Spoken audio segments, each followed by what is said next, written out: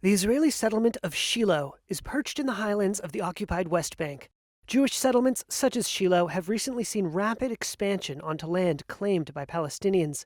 And Jewish settlers are optimistic that incoming U.S. President Donald Trump will help them realize a key goal: the annexation or absorption of the West Bank into Israel, despite Palestinian objections.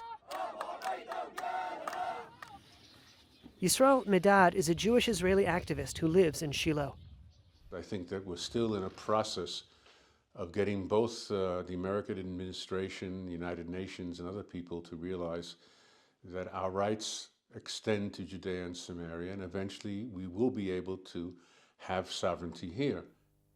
Since conquering the West Bank from Jordan in a 1967 war, Israel has not officially annexed the territory.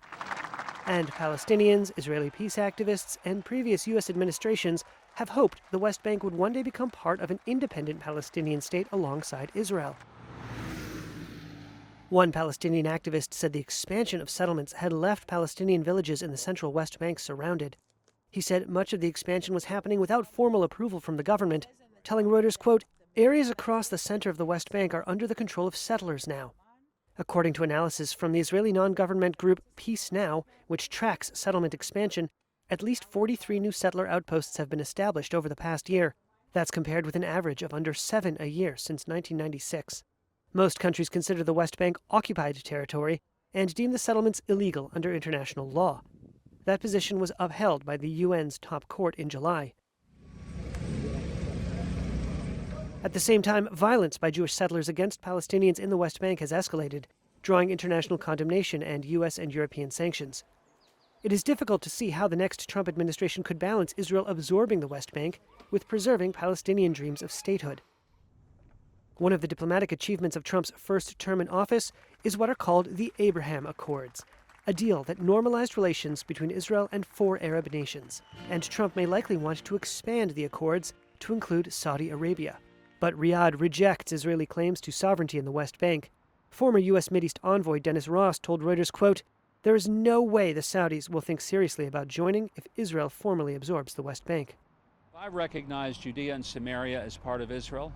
But many figures in the incoming Trump administration, particularly those on the American Christian right, are explicitly sympathetic to Israel's settler movement.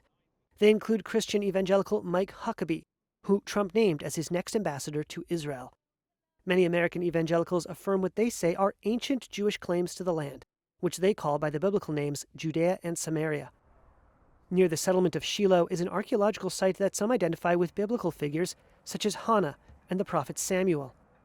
Huckabee, as well as Trump's nominee for Defense Secretary Pete Hegseth, have visited the site. Huckabee did not immediately respond to a request for comment. Many of the people in the new administration have been here to Shilo with us, have prayed with us, have toured with us, have come because they understand the biblical significance and how important this is to Israel. Eliana Passington lives in the nearby settlement of Eli and serves on the regional council. And I think that the new administration understands and appreciates the right we have as Jews to the biblical heartland. In his first term, Trump moved the U.S. Embassy in Israel to Jerusalem. He also ended Washington's long-held position that settlements are illegal. But in 2020, his plan to create a rump of a Palestinian state along existing boundaries derailed efforts by Israeli Prime Minister Benjamin Netanyahu for Israeli sovereignty over the area. Now, Israeli activists hope that sovereignty will finally be made official. Our hope is that we will take a decision together. Israel Gantz is the head of the Yesha Council, an umbrella group of Israeli settlements in the occupied territories. I understand that the responsibility on the Israeli government, but I hope that Trump administration will let them take the decisions that will be good for the state of Israel, and I will say for the Middle East.